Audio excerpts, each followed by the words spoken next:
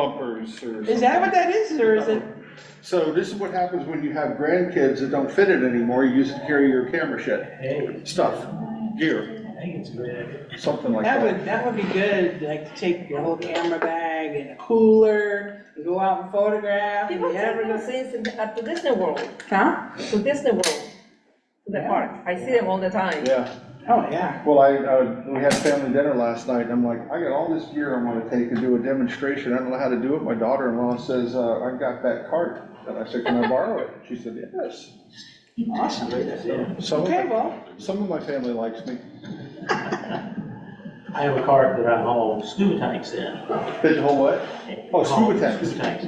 But I have on occasion, like, when we did the studio shoot, through all my lighting gear. Yeah. I'm gonna move from here. does anybody have any questions on our challenge? Is everybody gonna do it? Please, please, because if you don't submit anything, we're gonna have nothing to talk about in March.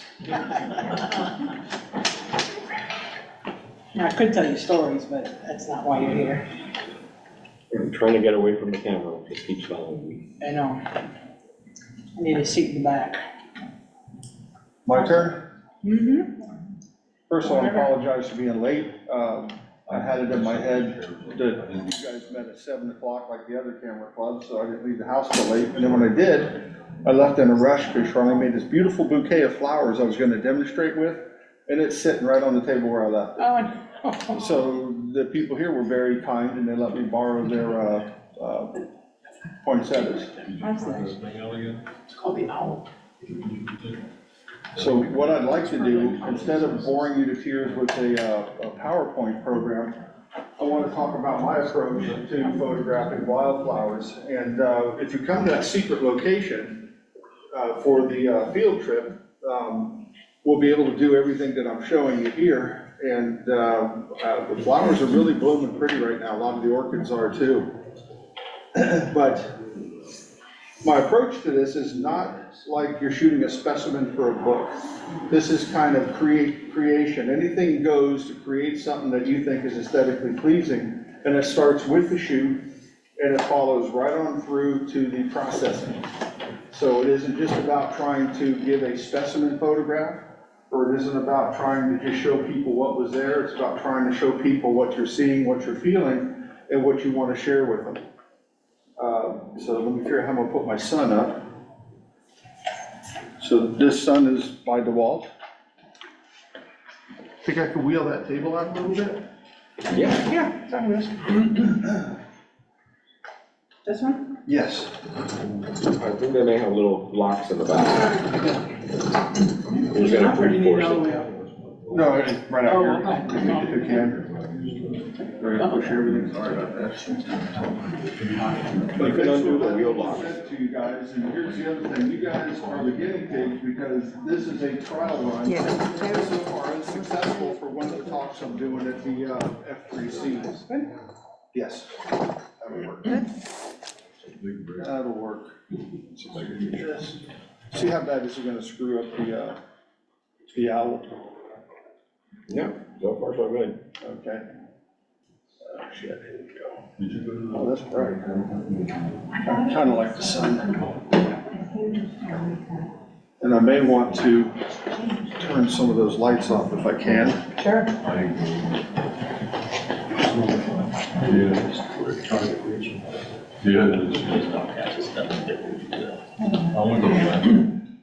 See if I can do this here where you guys can see it.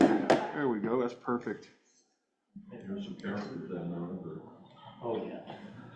So when you're shooting wildflowers as our, I'm going to try to take this all the way from the setup to the shot, all the way through to processing, then I have some samples to show you over there.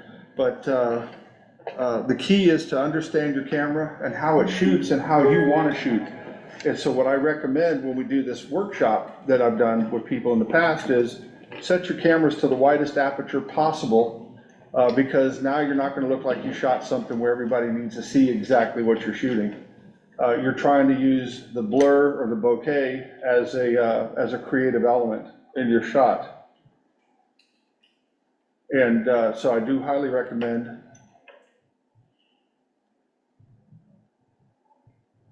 using aperture priority, and I will show you why.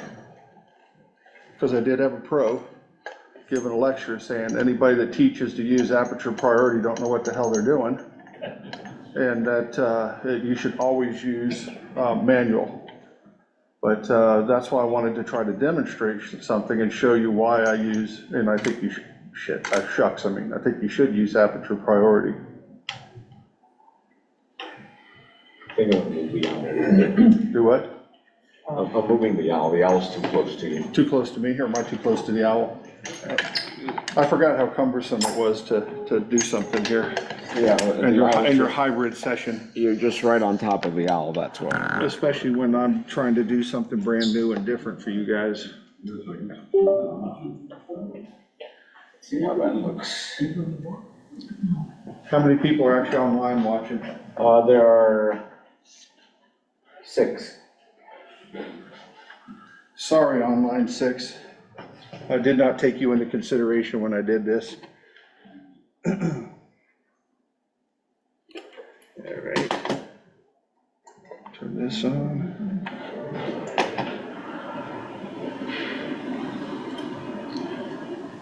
So what I'm hoping to show you guys, What we can do is you can send the photos to Barbara and then we can upload it or add them in. there won't be any photos to send. I thought you said you showed what you were gonna be. Well, no, you guys are gonna see it here. I don't think it's saving it, or I don't have it set up to save. Okay. So in other words, I'm gonna take these photos right here in front of you to demonstrate depth of field and to demonstrate how to,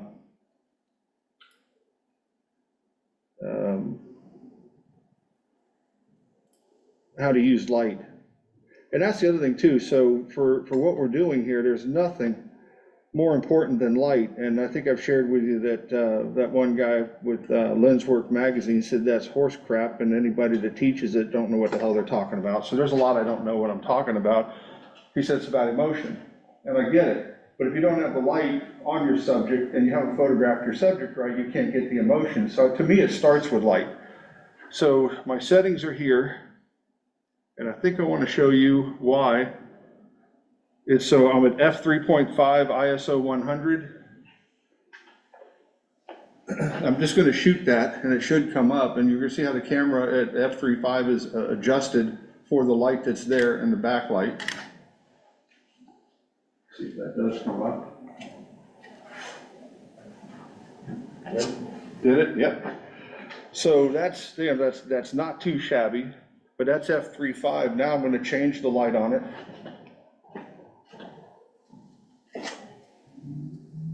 I'm going to change the light. Oh, there's no light. Actually, let's do no light. And you'll notice that the camera did not change the aperture, because to me, the aperture is what's very important to my depth of field. So I'm telling it, don't touch my depth of field. This is what I want for what I want to create, and you take the shot. Now, of course, the shutter speed took longer because there's not as much light. And you can see the light's still even on it based on the settings that I had. So I didn't change. If you were shooting manual mode, you would have had to gone in and manually change the shutter. And when we're outside shooting in nature, clouds go over, the sun gets brighter, sun gets darker, the sun moves and the shade may pull in. And if you're not catching it or paying attention in manual mode, you don't remember to move the one that's least important to you. But if you shoot aperture priority, it'll automatically make the adjustment for you. Everybody copy that? Yep. And so you guys are actually gonna be my, for lack of a better word, test dummy. So if you see something I've missed, glossed over, or need to touch on, send it to Delphin or Barb. They'll send it to me, because I'll include it in the program. And I'll be a little more organized when I do the other program. So now if you look and where you guys are sitting, you can see that the light is hitting this back here. Now we're gonna do this. I'm gonna close this.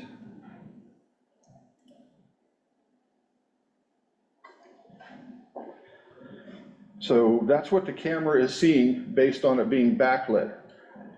if I need more light on this side of it, and that's where the sun is at, because we're in a cypress dome and we've got a ghost orchid or whatever, pretend that's something really fancy, and we want to get the light to it and it's in a bad spot, we don't just say, well, the light's shitty, I'm not going to shoot it. We put a reflector on it. And did you see the camera pick it up? Yeah, you got the whole damn thing. There it is. So I don't know if you could see it changing right there. You can definitely see that, yeah. So that's one way to do it. This is a white side. The white side is a little more diffused, and it will change it while you're out there. But if for some reason you've got a lot of light and your camera's on a tripod and you want it to be on a tripod, because if you're hand holding it, you're constantly moving back and forth, and you can't hold one of these. But if you're in a really contrasty area, like in a cypress dome, and you're trying to get a shot of a butterfly orchid or a cowhorn orchid, and you need to give it some shade, this is a cloud. So I don't know if that changed it or not, but it did. You saw it diffused it? There, see how you got the hot bright spots on it? And then the cloud takes the bright spots away. But it still has light. So here's the other thing that I like to do for most of my photography, and this is 180 millimeter f3.5, and I always shoot wide open. And when you come to the house, I'd like you to try to at least shoot wide open and see if you like the bokeh. But if I was to take and run this aperture down, where's my aperture? Right there. And I don't know if we'll be able to see it in that shot, but the depth of field will change. And you'll be able to see deeper into it, but it is backlit too. And I do like to play around with backlit images. So as soon as this is done,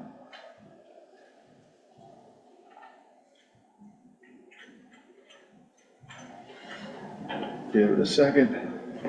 Actually, give it a minute, it looks like. Sorry, that's ring going off at the house. Is that you? Yeah, it goes off at 2 or 3 in the morning too. I've got a possum that visits the house, and I've got family raccoons that visit the house. So I don't think that showed the depth of field, and I don't know if that's live view or not. Let me look here. Yeah, It is live view. It is live, so I'm not sure, because it's not taking the shot, if the depth of field, oh yeah, the depth of field, does it look like it's changing? hard to tell. Yeah, it is It's hard to tell. But the point is, the depth of field changes, and sometimes you can't see it until you've actually taken the shot, because to meter and everything, it leaves the iris wide open. And then when you push the shutter button, it closes down real quick and it opens back up. Or unless it's a long shutter, it closes down and holds it. So you may not be able to see it. Now, because it's backlit, if you've ever been out to the Everglades with me, I like to do light studies on yellow flowers. And my wife had this beautiful arrangement with a yellow flower in it, so I could demonstrate this, but maybe you'll see it when you come over. I like to underexpose. So drop the exposure back. It didn't do that. Drop the exposure back. There might be too much light on it. Let's see what that one looked like.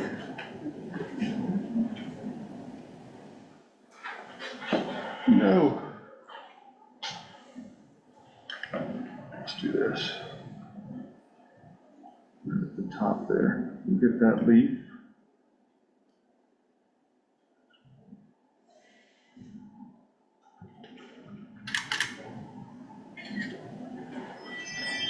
Oh, I silenced that. And it did get darker, right? Let me go back to regular exposure. Or not regular, what the metering says should be normal.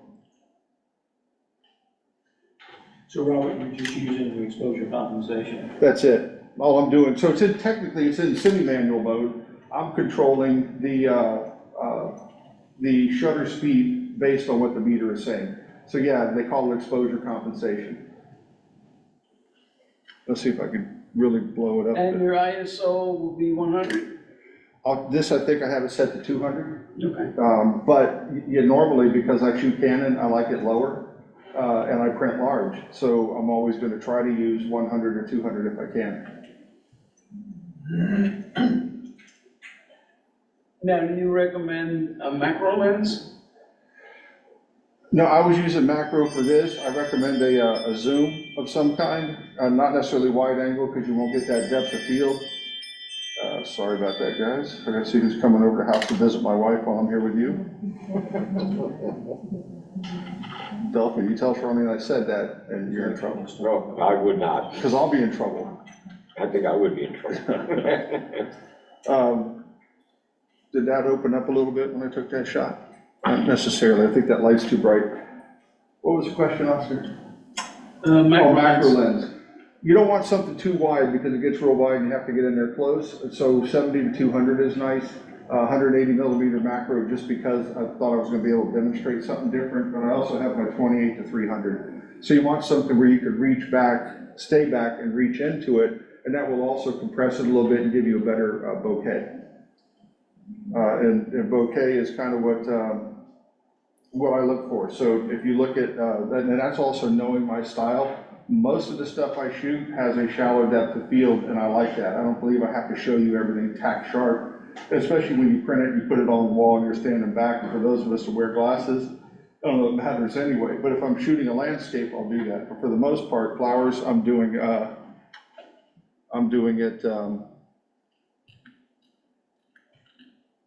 for some reason, that's not changing, so we're gonna do it different. I'm doing it to get shallow depth of field. Yeah, that's it. Huh. Creative Cloud is needed to repair some kind of problem. I'm gonna quit that. Now we're gonna shoot it again without the live view. And now this is what the camera says the exposure should be, based on what it's seen. And you can see that that's backlit, right? You understand where the sun is coming from? Yeah. Give it a second. Is there a yellow bar up there? Oh, No? my eyes aren't that good. See? Not even with glasses. There we go. Not even with glasses. That's why I wasn't sure if I was able to connect up. All right, so that's what the camera says it should be. The next one will pop up, I hope. Plug that in here. Isn't that a little bit overexposed? No. So yes, and I think that's where I was going with that, especially in the background, see the white back there? But that's what the camera says is the proper exposure, based on what's set up right now. So that's why the camera doesn't understand what I'm looking for. So you have to tell the camera what you want, but I'm telling it, don't change my aperture, because I want shallow depth of field. I'm going to change my exposure, which Hugh said was exposure compensation. And we're compensating the exposure for what we want, not necessarily what the camera is trying to tell you. See how I got dark there? That's two stops underexposed. Now, if I take my reflector, it's not a reflector anymore. I don't think it'll pop that back. We Nope. hold it? No, I gotta put the silver back on it. But if I take the reflector, along with it being backlit, I can open it up again so that it'll become brighter. But notice how I lost a lot of, except for this really bright white distraction right here, which is the table, I lost a lot of the other distractions that were in there. And that's the other thing, underexposing by a little bit will do for you. And when I do the metering, so the camera can tell me what it thinks it should be, I do spot metering. I used to do general matrix metering, but with the instant feedback of the histogram, I don't know that it matters. I kind of fluctuate between both of them. I think it has to do with my mood. But what doesn't change in my mood is the depth of field that I'm trying to get from something. And sorry guys for my little dish. So while you're doing that, how do you compensate when you have a little bit of wind? Well, so with the wind, now you've got to make the decision, do I put this, and that was the other thing too, is this is going to be a wind break. So if you know the direction the wind's coming from, you kind of hold this up and break the wind with it. If it can't, and you have to shoot faster, and you don't want to change your depth of field, what would you change? ISO? Your ISO, crank your ISO up, if the shot is that important to you, that you have to get it. So right now, there it is. We're not in live view, but let me take this shot. All right. I don't know if you noticed between the two, it got a little bit brighter right in that area. So the trick is not to shoot it in the bad light that you have and try to process it out. You can do that, but I think it's a better idea to try to find a way to get the light to where you want it. Try to control the light and control your camera for depth of field. That make sense? And that's the other thing, you guys are all experienced photographers, so, you know, I think you know what the hell I'm trying to say. And then the other thing I do here, let's go up a little bit. So we're gonna go up to, this is one stop under what the camera thinks exposure should be. See it brighten up a little bit? This is what the camera feels like it should be. But see, now we're starting to see the background, I'm starting to see the leaves down inside that I don't necessarily want to. And this is one stop over what the camera feels it should be. And I say that because I have two Canon 1Ds that I bought a year apart, and they meter one stop different. I could be taking a picture of the exact same photo, and they'll meter one stop different. That's interesting. No. It's not like those are not high-end cameras. What's that? And it's not like those are not pretty high-end cameras. No, they were, that was their flagship at the time I bought it, and that's why I'm using right now the R, the very first mirrorless one that they use. So I was telling somebody, what I spent $8 grand on before, you could spend $2,000 or $3,000 have a better camera than it was years ago. Their 1Ds are still pretty good. They're, you know, they've gotten so much better, but you don't necessarily need them. So the other thing I wanted to show you guys, let's see if I can do with this, is when we're paying attention to light, and I will see a lot of these photos, and just notice how the camera, the computer inside the camera has compensated. This is one stop over now. Well, it's not going to show it. That's one stop over. But when you're out there in the field shooting, and I don't think a lot of people pay attention to, let me close this. Ah, shit, not that.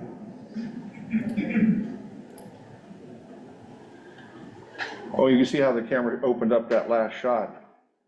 Damn it. Did it again. Put Delphin on a mission for me to find out if there's another software program I could use for this. There we go. So notice how the camera, I left the aperture alone, and the camera says, okay, I got more light, I need to adjust. I'm not going to touch the aperture, I'm going to adjust the shutter speed.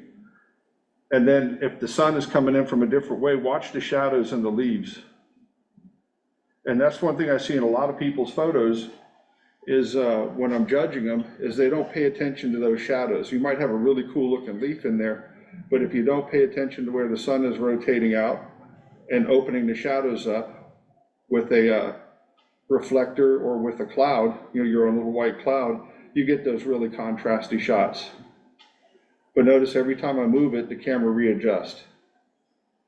It says, Robert's a pain in the ass. I know he likes shallow depth of field, so I'm metering off of this spot right here. And so by metering that, it's going to try to make that right. And if you look over on that one left side, you can see how it got dark there, but where it's metering is in. But in theory, I should have no hot spots on that, and I do because I'm overexposed. There we go. There we go.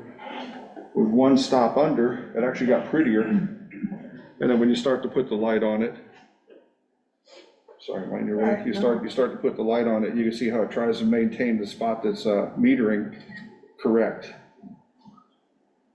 And when you take the shot. So I guess what I'm trying to demonstrate, I'll find a better way to do this, is you really want to pay attention to the light.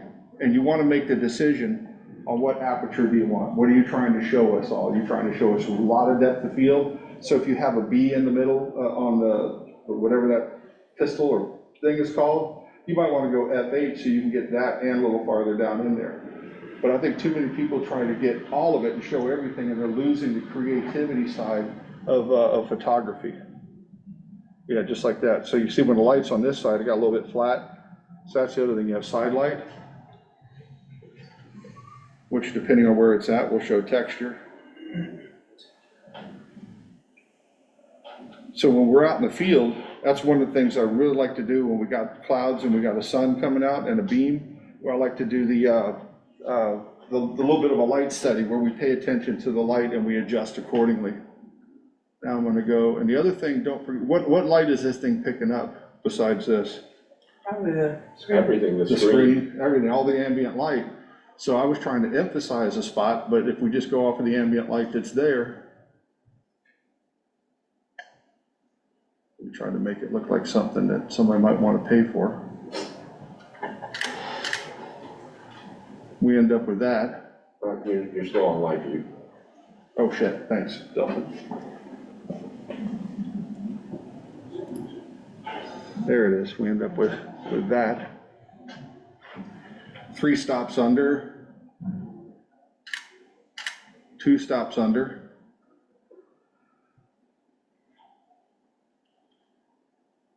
One stop under. Now the stops, you're adjusting it with the speed, right? The camera's automatically adjusting it with the speed. Oh, that's the other thing, you don't want to be an auto ISO because it might decide it's trying to keep the speed up. Right now, we have no wind, I don't care about the speed, speed's irrelevant, and the speed doesn't do anything but leave the shutter open longer. It does not control depth of field or anything else. And there's a debate, and I try to tell people that this isn't about getting into the technical of stuff. There's only 2 things that control exposure: aperture and shutter speed. That's it.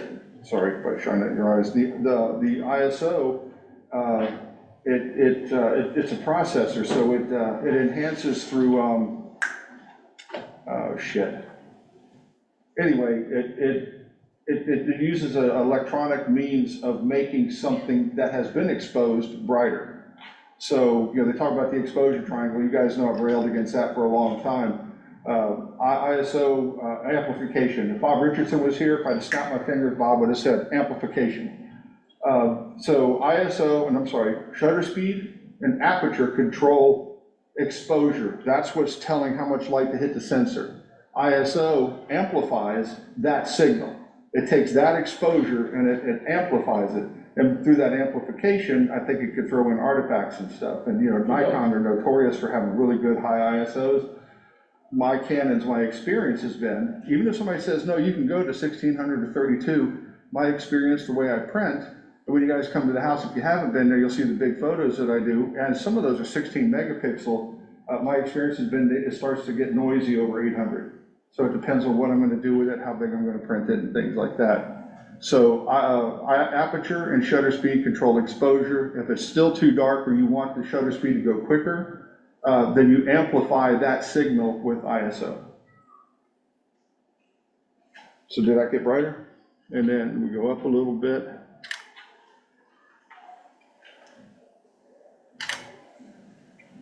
And so what I'm sharing with you, not what's right and what's wrong, I'm sharing with you the way I shoot, the way I perceive, and my philosophies on the art of photography.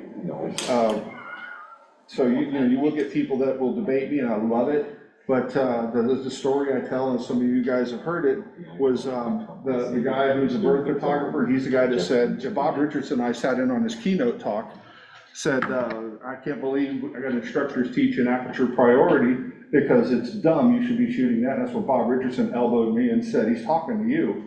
I said, oh, I know. And we waited a little while longer, and he said, when you're out there shooting birds, you should set your camera to f8 before you start shooting. And I elbowed Bob back, and I said, that's aperture priority.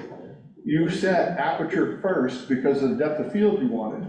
Well, now, if the light changes or if a cloud goes by, you have to actually pay attention to the shot, because if you set manual aperture and a manually set shutter speed and the clouds are there, as the light changes, gets brighter, you'll blow out your white birds. But if you set the camera in aperture priority, say this is the aperture I want, this is the exposure I want, whether it's overexposed or underexposed, based on what the camera thinks, you'll always get that. One stop over, one stop under, by what your subject is seeing. So that one there is what the camera thinks. Does that look too bright to anybody else? Yeah. Yeah, to me it does. Then again, we're talking about taste, so what I'm sharing with you is my ideas and my taste on something.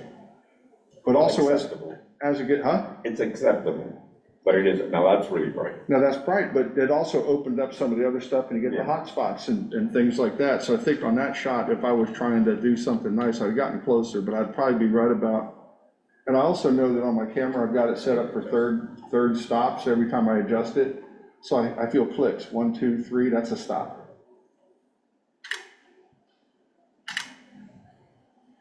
It's the how long it takes. There you go. And so they got a little bit better. Now, if I was bouncing light into it and I made sure I positioned it so I didn't see the table, or I got in tight on one of those leaves, it would have a different look and feel to it. But let's just say that you happen to like that exposure. That's the beginning. That's the image you open in Photoshop. You crop it to suit what you're trying to do compositionally. And after that, you process it to get what you're trying, the expression that you're trying to make. Any questions on that? I made notes because I was going to forget some shit.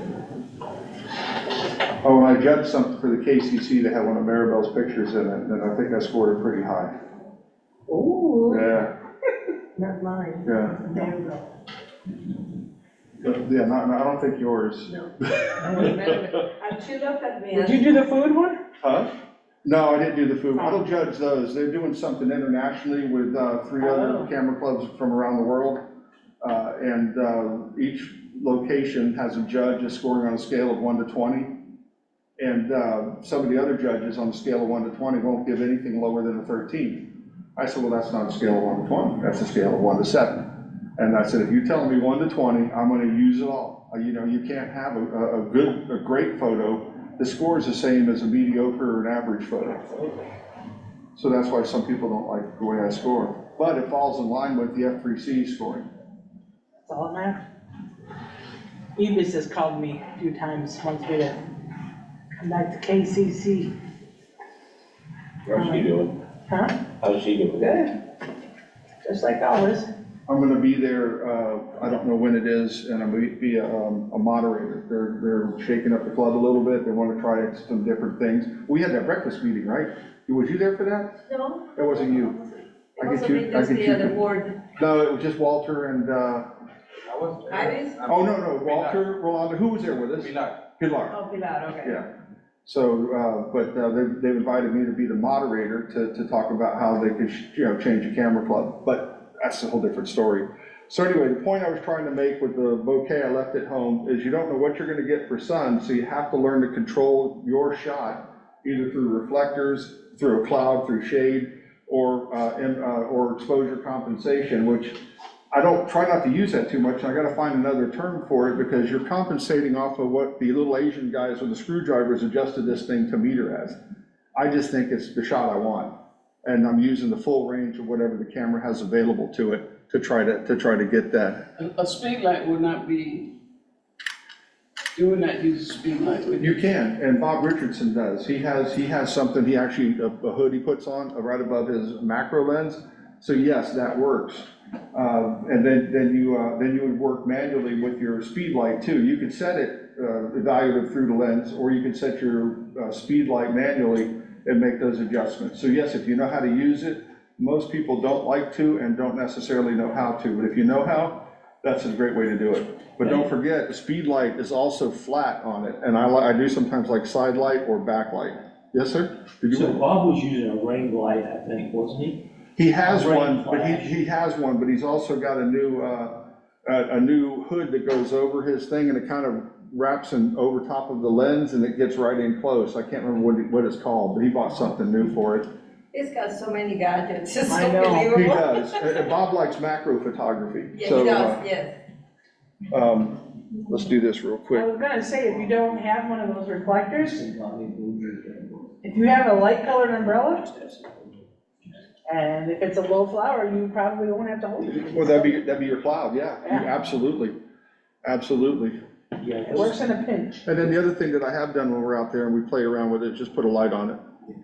the little LED lights, it's pretty amazing what you can do with those. And they're kind of they're a white light too, they don't really put a Everybody's got one of cast, these they don't with put a black cast light on it. Yeah, that also. So I think the point is, you don't just just don't take what nature gives you. You gotta tell nature what you're looking for, what you wanna show the rest of us.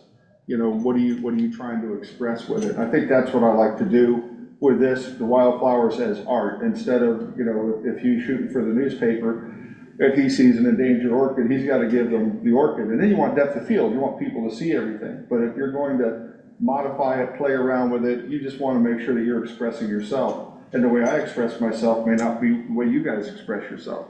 And another thing that you can do with zoom lenses, you can take a picture and do a zoom burst, which we'll probably do when we shoot the gardens, is play around with stuff like that, because we have more options available to us. And we've got caterpillars now, we've got chrysalises now, and butterflies, and if you want to stay till 3 or 4 o'clock in the morning drinking, who the hell knows, you get a raccoon or a possum. So, yeah, you bring the liquor.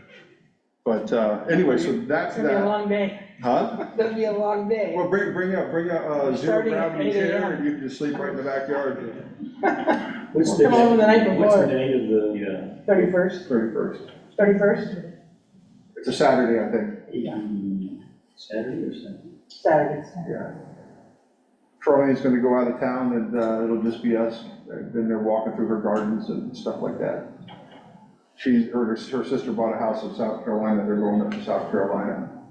Where's the light switches at? Oh, I get it. You got it? Yeah. So other than that portion of the dog and pony show on a flower I didn't bring, wanted to show you some other things, because for me, our art isn't fully realized until it becomes printed. So I'll pass it around, and this is actually printed on him. I'm not sure movie grass is a flower, but it does bloom. Can you show it to the owl first? Show it to the owl. Hello, owl. Movie grass. Yeah, you get feedback from the screen anyway. So I'll pass it around so you can look at it. I don't even care if you take it out and touch it so you can see what the media feels like. But for me, our art isn't realized until it's printed. And that's when it comes to life. Whether it's in a book, whether it's on media like this. And if you've ever been to the house, you know, I got one of these really large printed on canvas. But the reason I like using hemp, bamboo, or sugarcane bagasse is I spray it with a lacquer, and I don't need to put it behind glass, so there's no glare when you're looking at the work. But this bluegrass, if you've ever seen it, if the sun was over my shoulder and shining onto it, it might look a little bit brown. You almost need it backlit. So this is backlit, underexposed by about 2 stops. And then look at it real close and let me know if you see something different or interesting about the way it's been processed.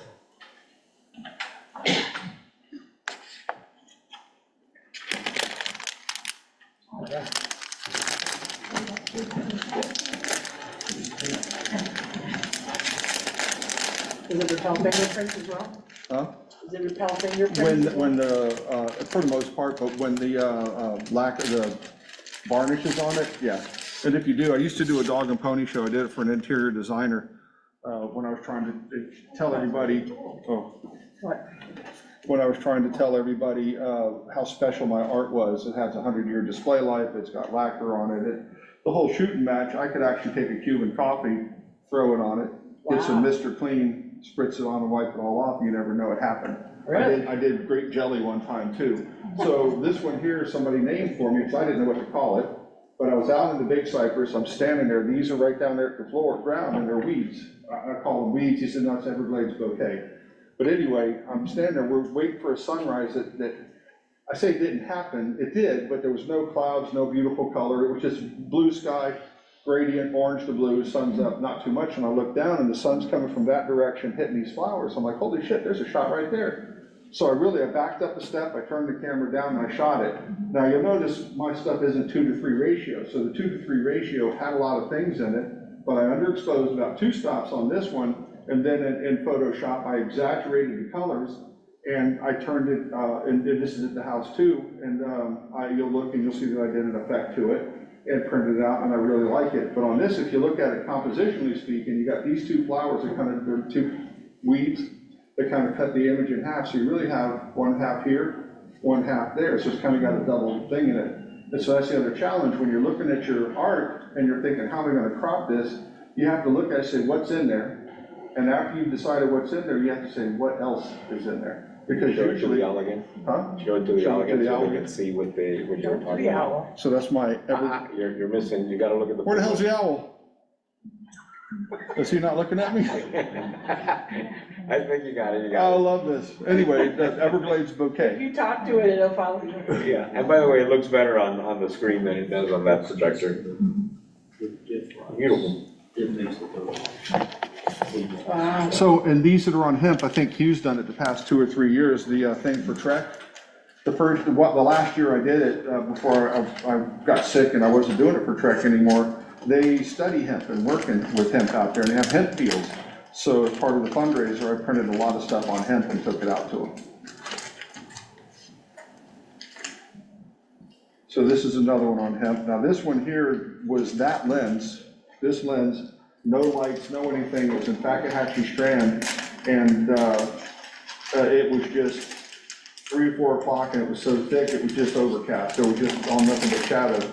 And that's that ghost orchid that some of you have seen at the house, that nobody else will ever photograph again. Yes, ma'am?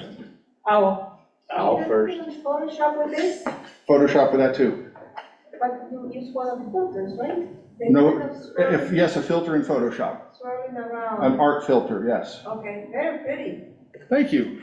Where is it at? Right there? All right, owl. Yep.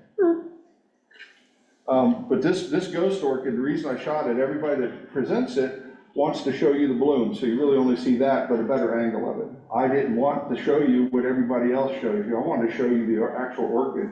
It's a leafless epiphyte the bloom is only out for a week a year, maybe 2, from bud to falling off.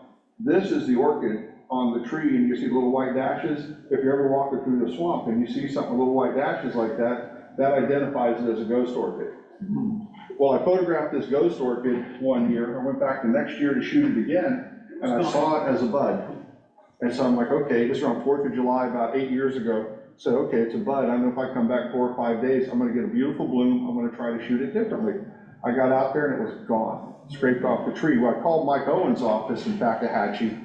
He was on vacation. It was around 4th of July. I talked to the young lady, and the young lady asked her where it was.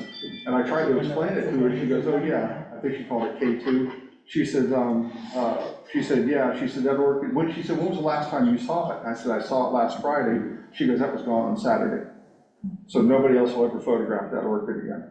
But my intent with it wasn't to show you the same bloom that Clyde Butcher and everybody else shows you, was to show you the plant itself. So when you're looking at something, it doesn't hurt to emulate what somebody else has shot, but also try to come up with a new way of shooting it. And when I used to do workshops, and I think it's kind of what Barb's doing with your experiment. You want 4 shots of the same thing? Yeah, different angles. Different angles. I used to tell them, get 7 shots, if you can. Most time they couldn't. But we find that the first shot is what we shoot everything at. By the time you got to 5, or if you can get to 6, you're shooting something more creative too. So that was one of the exercises I used to do on the workshops. I had to have a gimmick, so 4 for 4 sounded good. Well, no, that actually worked, because the 4th one's usually a little tougher to get. Another shot of the ghost orchid that I did use a filter on. But if you look, this paper here is just regular Epson Smooth Pearl, or, yeah, it says Epson on the back. So this is just regular photo paper, and you'll see that's why I like that better. Oh, owl, damn it. And point to what the actual orchid is of the flower, because I don't think people realize that the part stuck to the trunk is the actual plant.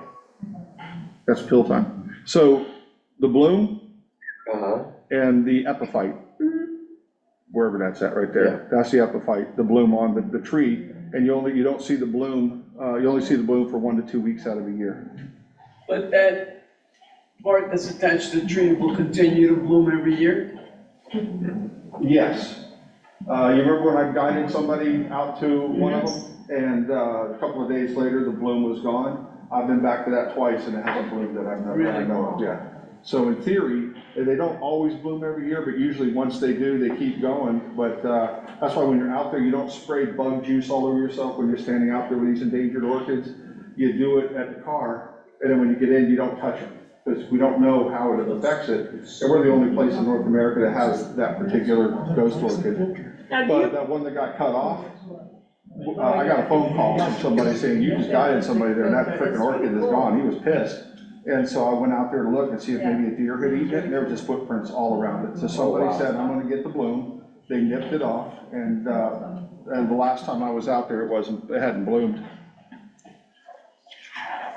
So basically, that orchid never has leaves, it just has. It's a leafless epiphyte. There's another one out there, is the ribbon orchid. It looks similar to that, but it doesn't have the white dashes, and it's a leafless epiphyte, but the flower isn't quite as showy. So Howard, printing question. Yes.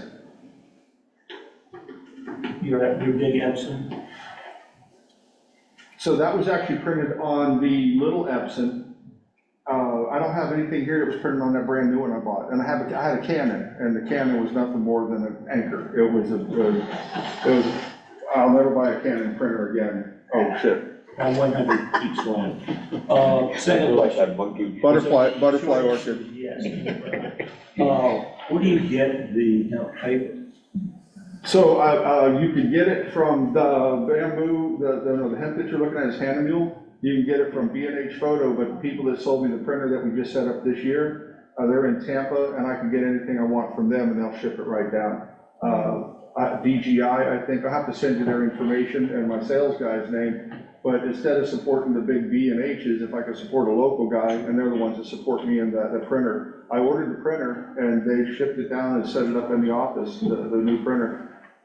This is printed on canvas, so there's a difference. And this is our butterfly orchid, and this has a better example of what I like to do for bouquet, the background. Shallow depth of field, and what it does, you don't see all the sawgrass and all the other crap behind it, even though I shot that in the swamp in Everglades National Park. But that one's printed on canvas. Heavier than I thought. And I didn't like that one, that's why I didn't make the cut. It was just sitting at the office, and I asked Charmaine to bring me in flower photos if she could find. Was that with the Epson? No, that one was with the old Canon. So the Canon was an IPF 8300, but I kept burning, it kept dropping print heads. They would go bad, and they're $450 a crack. And it would only go bad right before an art show. So, but the last time it went bad, they quit supporting it, so I threw it away. I gave it to a scrapper, and I did a little research, and I bought this new Epson, and I love it. It's got 14 inks, I think. But it has a new color, orange. You know, the picture you shot of me with that, it would have been done beautiful on that because it actually has an orange cartridge in it. What's the number? And it's- You know the number of it? No, look up Epson large format printer, and I could verify the number. Okay. But it's a 44-inch Epson large format. What do you think about the Prograph 1100 Canon? Well, see, I'm a Canon shooter, but on their printers, I'm not happy with them. So one of my conversations with Canon, when the print heads failed, I called them up, and the guy got a little lippy with me and said, well, sir, you have to understand, it's like tires, you have to change them every so often. Well, it's $1,000 a crack if you have to change two. And I said, well, here's what I need you to do. I said, because I've got an Epson that's older than this Canon, you need to call them up and ask them what kind of tires they use, because I've never had to change their print head. Matter of fact, Delphin has that printer right now. I gave it to him, and when I gave it to him, it was still working. But I didn't want to have two printers, because one of the things I did find is printers like to be used. And so I had two, I That was is true. alternating the way I was printing. If it was 24 inches or smaller, it was the Epson. If it was 44, it went to the Canon. P9570? Filter on this? There's no filter. No, what's only? Oh, no, the effect is a filter out of Photoshop. Go look for oil paint, and go to the filter section. There's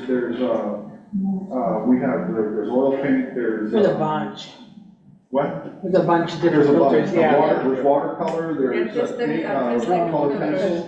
They're fun to play with, yeah. Yeah, well, they're a lot of fun, and so, you know, that one photo I showed you, the Everglades bouquet, we call that the year Robert found the oil paint filter. Photoshop. And I love it because it's not a straightforward photograph. Is the Epson the P9570? That sounds right. Yeah, what's the other one? Is it the other 44? P9370 or a P8000? No, it's a 44 inch. A 44 inch, probably the 9570. Yeah, it's a About 6 P95. About 6K? How about that? With the- Not P9570. So, And that's the other thing, you know, when you start running out of ink, that's where your money's at, so the freaking inks that you have to buy. Tell me about it. Yeah. It's, I gave it to him with empty inks. no, you actually gave me, there are some inks, you did give me some inks, yes. I'm sorry, yes? I have a question on those filters that you use, the artistic filters. I cannot use them unless I convert the image to a bit. Am I wrong, or is that the way? I think you're correct. And I'm gonna tell you, 16-bit, 8-bit, it doesn't make a hill of difference when you're printing it. And that's the other thing we get into, the color, sRGB, RGB, Okay, and JPEG. Because if you're sending it out to be printed, they won't, they're telling you to send it to us 8-bit JPEG. I think if it's your JPEG, you're automatically 8-bit. But I think you're right. I can't show it up there, but I think you're absolutely correct. You No, I have, don't know if it was me, because I get errors, I get all kinds of weird errors when I try to, yeah. Unless I convert it to, I did a search and then one converted to a bit, do and. you do it on your laptop? No, I do it on A a desktop. PC, on a desktop, yeah, It could be 8-bit, okay. yeah. And I do know when I start to do duotones, or you have to go 8-bit to open up that, to be able to do it. Right, okay. So, I don't pay attention to that, and I know people get into the depth, the theory of all that, and to quote that old lady from Outlaw Josie Wales, all that big talk don't mean doodly squat. Not for us creatives. All we gotta do is do what we need to do to get the job done, and not necessarily understand it. Matter of fact, one of my talks over there is about demystifying lenses, because everybody says, well, the sweet spot on that lens is that bait. Well, who the hell cares if I'm shooting at f3.5, but what's a sweet spot?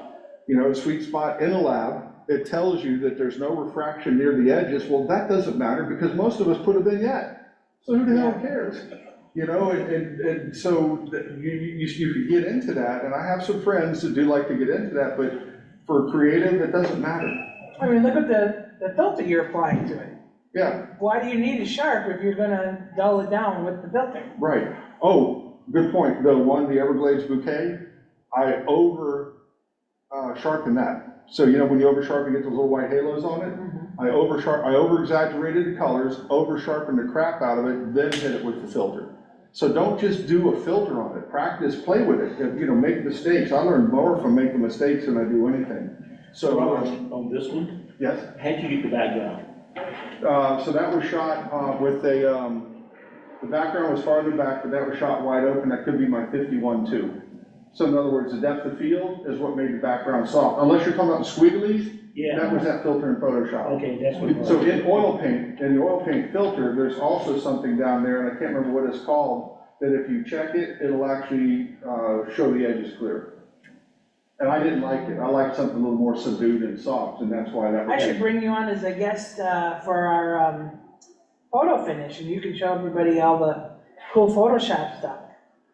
So, and that's the other thing, I'm not a Photoshop expert, I know what I know. Well, that's all I do on my Yeah, job. and I know what I use, so, some people say, well, you can go in, go to lab color, you do this, you pull this out of here, make that adjustment, put it back.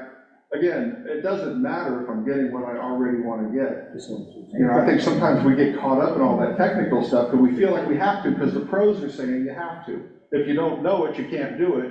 And I believe that, but go in and play with it, because I think for us mere mortals, we can do everything we need with that. And that's why I don't use Lightroom, is because I've been using Photoshop even with even with film. And when it was just Photoshop, before it went in all these different iterations. I did a short stint at the Fort Lauderdale Institute of Photography, Fort Lauderdale Institute of Art, and I used to have a student ID, and that was back when Photoshop CS3 was out. So I used to get the full-blown $7,000 package, and I could get it for $1,800 or some shit like that. And now you just buy it, now they just charge you monthly for whatever it is. And it's gone up ever since.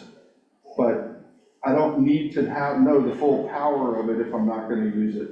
And that's why when somebody said, well, you should try it, I'll politely say, yeah, it's probably a good idea, and I never do. Why would I change what I already know, what I'm already comfortable with, what I'm already doing? Unless I can't get something. Now, if I get it somewhere and I can't get it, then I'm happy to. And the changes that you do in Photoshop are good, because years ago, you had to find a way to deal with a chromatic aberration around the corners. That when I used to be judging for the camera club, that's one of the first places I look on a wide lens, is if you have edges, I look for chromatic aberration. And now it's a simple slider or two that takes it away. So they do have things that are upgraded and can handle processing better, but that's not necessarily a new technique, other than they're finding a way to fix a lens, quality of a lens around the edges. So it's, don't get caught up into the real technical unless that's the type of person you are. And like I said, some friends I know, that's them. They like that stuff. And if you like it, that's cool. There's nothing wrong with it. But even this thing I'm doing over at the F3C, I saw a lot of people getting deep into the weeds of that. And I think that's a niche market. And those are guys that don't print, don't make books, don't share their photos, that are just wanting to understand and learn the mechanics of how some of this stuff works. Bro, Yes. did Can you tell me, is the flowers in danger or is protected by the government? The ghost orchid is a protected flower. It's an endangered species. I don't know how many they have in big cypress, in fact, Hatchie, but we're the only place in the only place in North America that has it. Okay, and also I want to tell you that in the Fairchild gardens, they're growing the ghost orchid. You know, if you've been there and you've been in the butterfly garden, Yeah. when you exit, there is a big garden there that is divided by a wall, by columns. And they had it right there in one of the columns. They had a square with a bunch of little The butterfly orchid or the No, I ghost? think it's the ghost orchid. Where? At the Fairchild. Oh, really? That'd be interesting to see, because I actually saw one at, Robert Fuchs orchids, RF orchids, and the one he had, somebody was trying to propagate out of Chicago or something, so they are trying to do it.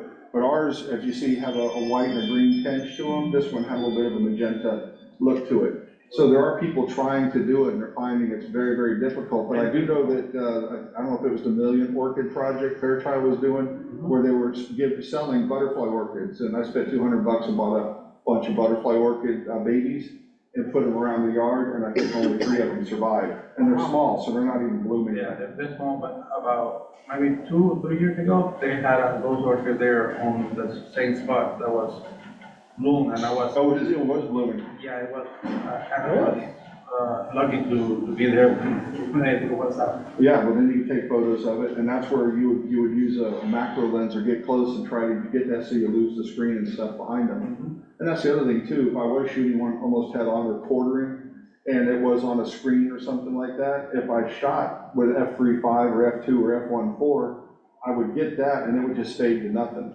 And it'd just be a blur back there, so you don't have to show everybody it was hanging on a wall.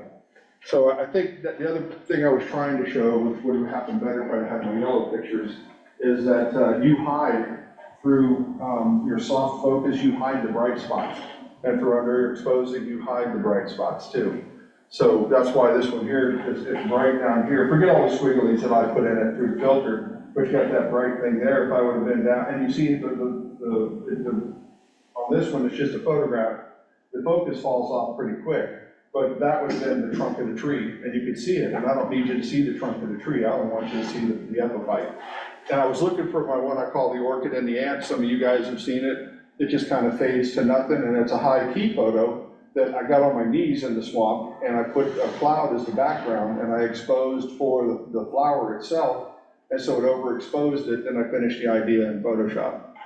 So, you know, there's a lot you can do that if you were doing a workshop, you know, we could find a way to make it happen. But I think what I was hoping for is maybe just to inspire you to try something different and get out of your comfort zone. I think that ties into what Barb's trying to do with the 4 for 4.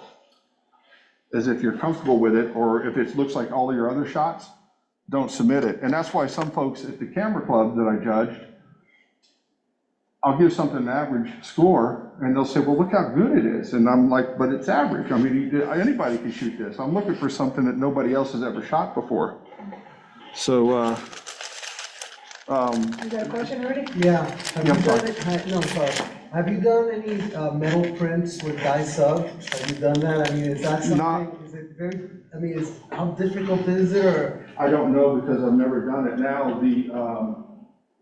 the Epson, I believe, through breathing color, I think I get a metal plate, aluminum plate, and because it'll feed the sheet straight through, I could do metal prints on the Epson, but it's not, it's still the inkjet.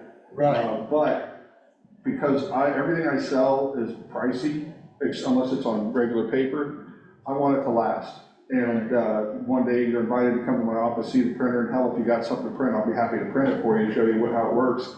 But Pete Seidel, who's done a few of my workshops, sent me one of the Z Tree, and we were just Summer Skies and Lightning Workshops. There's a thunderhead in the back, and he titled it Kneeling to Thor. And it's a shot of the Z Tree years ago when it didn't have a little krauts around it.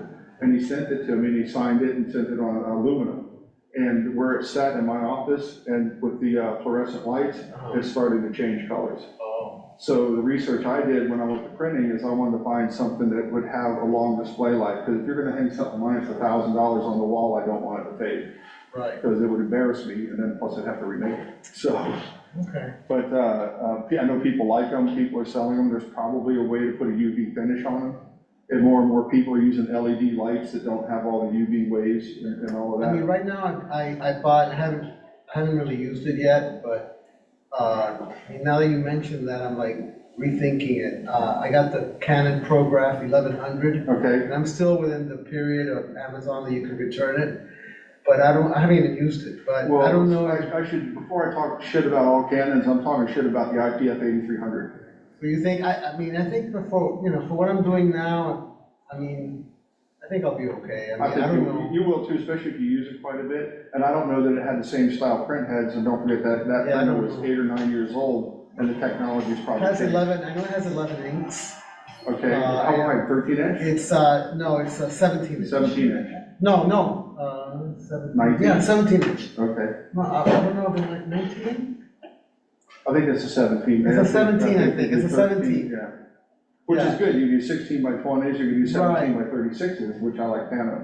Right, so, I mean, yeah, I mean, the one you said is just kind of expensive for. Well, it's also a 44-inch printer, they have smaller Right. iterations of it. Okay, But that was new on the market. I even talked to some Epson representatives and said, look, this is my complaint with Canon.